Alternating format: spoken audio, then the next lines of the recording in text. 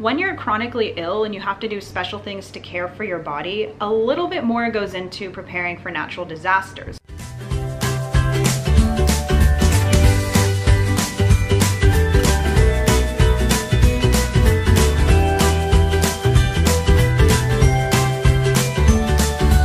On our adventure. Ah, yeah. Freezing cold here.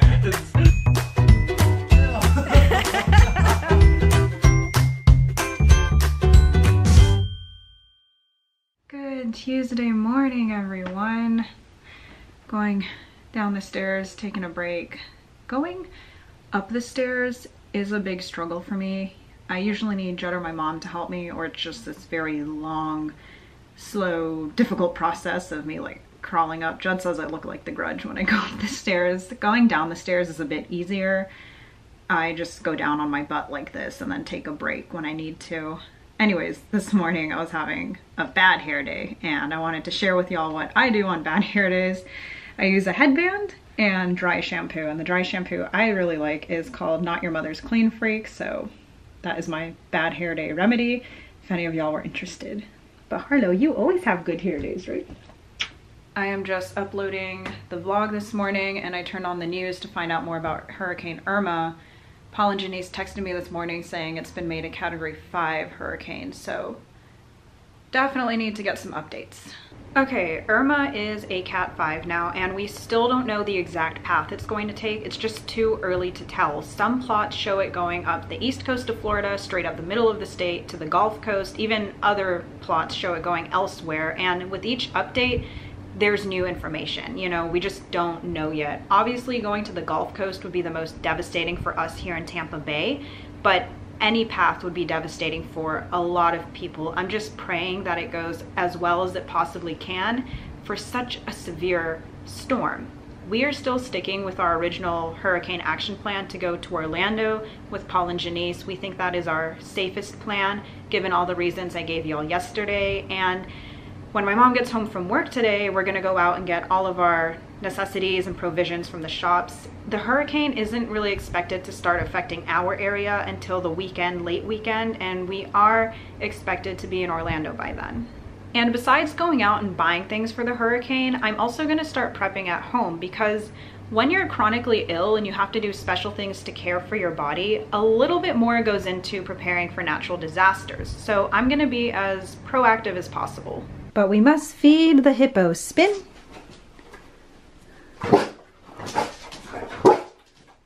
Okay. With the hurricane, I am sure some of y'all are wondering how I'm going to do Harlow's raw diet, because power outages are very likely to happen, and traveling with a raw diet is not an issue. When we go to see Paul and Janice in Orlando on other occasions, we just take her frozen, prepped raw meals, put them in a lunchbox just like that one, put freezer packs in there, and then when we get to our destination, we just put the raw meals in a fridge or freezer. Not a problem. But with the hurricane, I've decided I'm gonna switch Harlow to kibble for the time being. If the power goes out, then there is no way to preserve her meat. It's going to go bad and she can't eat it, and feeding her kibble is just gonna be easier. It's going to be less stress, and I think with everything else going on during the hurricane, that is a totally reasonable reason to feed her kibble through the duration of the hurricane. And of course, when the hurricane's gone, I'll put her back on a raw diet. I think she's gonna do fine with the switch. Of course, I'm gonna watch for any tummy troubles. And you know, the reason I feed her raw is because I just think it's a better option for Harlow versus kibble. And I've seen great results from feeding her a raw diet, but sometimes extraneous variables like a hurricane call for feeding her kibble for a period of time. And I think that's totally okay. So that's what we're gonna do. I made it upstairs and I'm gonna start packing my medical supplies, and we are a few days out from the hurricane, but I like to pack my medical things early because that way if I'm missing anything, I have ample time to gather what I need. I've got my pill organizer set up for a week from when we leave for Orlando, plus I'm bringing all of my bottles so I have extra, and I'm not set for any refills anytime soon, which is good. And I need to bring my nebulizer plus all my breathing treatment medications, but I can't pack this right now because I still use it twice a day. Now I gotta go in the other room.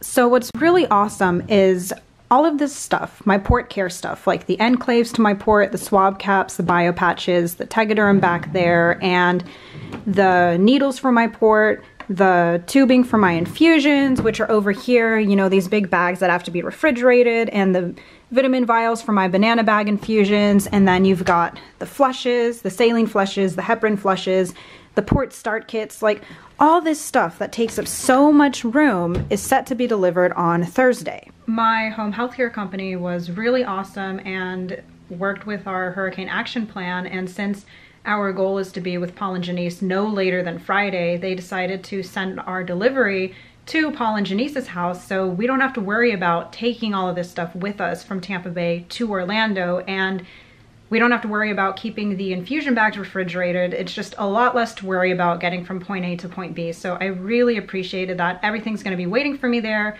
when we get there. So all I really need to worry about is probably bringing like a few extra supplies, because it's better to be over-prepared than under-prepared with this, and also making sure I have my IV medications, the syringes for the IV medications, and all my feeding tube supplies. And in here we have just that. I call this my feeding tube drawer. So we've got grip lock, which kind of just holds my extension tubing in place. I'll bring a couple of those.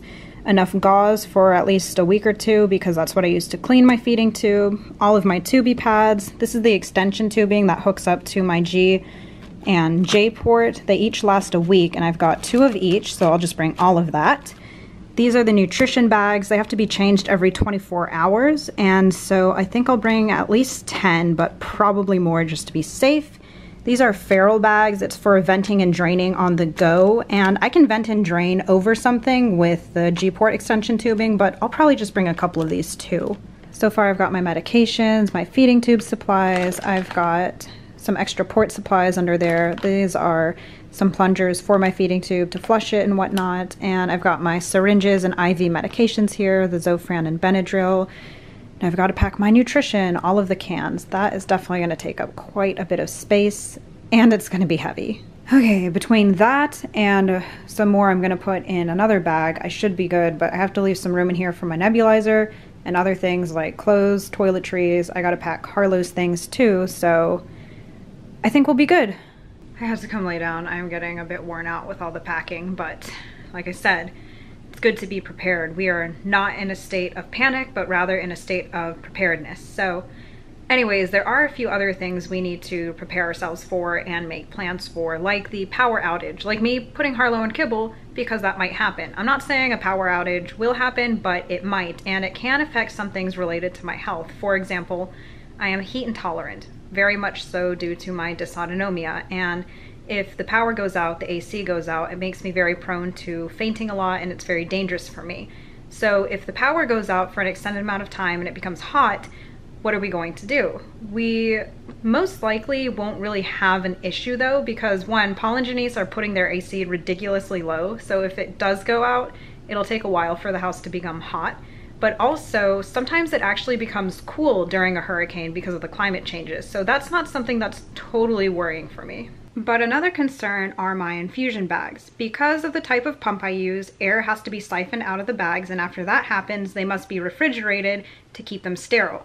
If the power goes out, the fridge stops working, and they're going to reach room temperature after a certain period of time, I can't use them anymore because they're not sterile. And if that happens, I can't get my banana bags, my electrolytes could go out of balance, I won't be getting the nourishment I need because my banana bags compensate for what my feeding tube formula doesn't give me, and the infusions also help a lot with my postural orthostatic tachycardia syndrome, so that could also be an issue. Of course, there is also my nebulizer. I do breathing treatments twice a day for my asthma and my mast cell activation disorder. It plugs into the wall, so it needs electricity to run, and it's not good to skip treatments. If I miss one, it's not a huge deal, but it does put me at risk for my asthma becoming more prominent. But I do have other preventatives, such as my maintenance inhaler I use twice a day and medications. But for my mast cell activation disorder, I do have other medications I take, but anytime I miss one, it puts me more at risk for symptoms, including anaphylaxis. So that's also a concern if I can't use my nebulizer. And then there is my feeding tube pump. It runs on a charge. I charge it every night to make sure it has a full battery. And if the power goes out and I can't charge it, it could die and I wouldn't be able to get my nutrition, because I have to be given nutrition at a certain milliliters per hour. I cannot do bolus feeding, which is where you just give yourself a bunch of formula at one time through the syringe. I have a J tube and my body just can't handle that. you know, I have to be given continuous feeds, and that's what the pump does for me. Now, at a full charge, the pump can last about 2 days, so I'm not totally concerned, but if we go without power for that long, the pump could die and I wouldn't adequately receive my nutrition. So here's what we're going to do. I'm going to continue my treatments as normal and go into this thing hoping for the best, but preparing for the worst. If we do lose power for an extended period of time, Paul's parents have a generator, so we'll head over there. And if things get really bad and start to really negatively affect my health, then I'll head to the hospital for treatment, because that's the best place for me to be for emergency medical attention. You know, a storm like this can be really intimidating, but I'm not in a state of panic, rather in a state of preparedness, because the more prepared I am, the better. All right, we are out. My mom is here. We're going to the stores. Pretty sure the stores are cleared up of supplies by now. This is the first chance we got to go out, unfortunately, but we're still going to try and see what we can find. Thankfully, Paul and Janice have told me they're pretty well stocked up, but I think it's better to have extra supplies than to not have enough. So that's why we're still going out to see what we can find. They did give me a list of some specific things they'd like for me to try and find. So we are going out to try and get as many necessities as possible for this hurricane. Made it into Sam's Club, and the first thing we notice is nobody's walking around with water, so there's no water, but luckily there's a lot of non-perishable snacks, so that is what we are stocking up on.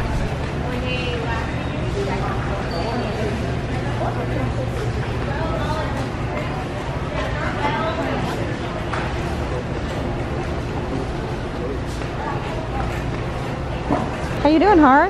You look happy. So I basically just got a bunch of non-perishable snacks and juice because there's no water here. This is basically what Paul and Janice told me to get and what they really needed. They have a bunch of stuff already though, like I said. Paul also found a bunch more water in Orlando, which is great, and we're still on the search after this. Well, that was a bit hectic. Everybody was in there just getting what we need for the hurricane, and like I said, Paul and Janice have a big bulk of supplies, so we should be good. And they're just telling me what they need for me to like supplement their supplies with. So that's exactly what I got, non-perishable food. We're still looking for a few other items. My mom found tea that she likes.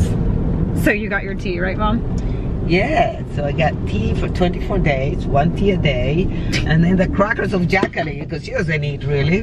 So I can live in crackers and tea for 2 weeks.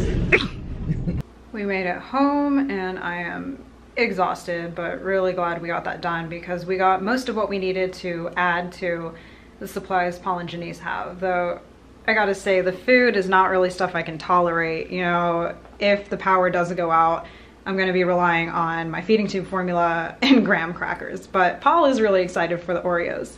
Oh, I can do the juice too, which is nice. We did go to a few other stores to get some other types of supplies like extra flashlights. Did not find any water, but Paul and Janice are pretty confident in the amount of water they have, which is great. And yeah, we're just trying to be as prepared as possible. And now we're gonna turn on the news to get some more updates on Hurricane Irma. I don't know why she was laying like that with your head stuffed in the pillows.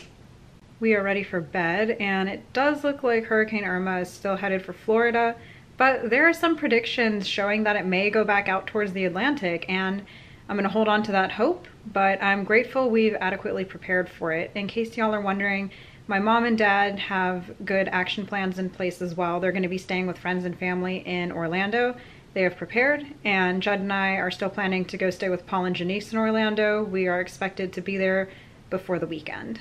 I'm fairly certain with Judd's work, he's gonna have responsibilities somewhere within the state of Florida regarding this hurricane, but we'll have to wait and see. And I am praying that things just go as well as it possibly can for everyone affected. And with that, I will say good night and thanks for joining us on our adventure.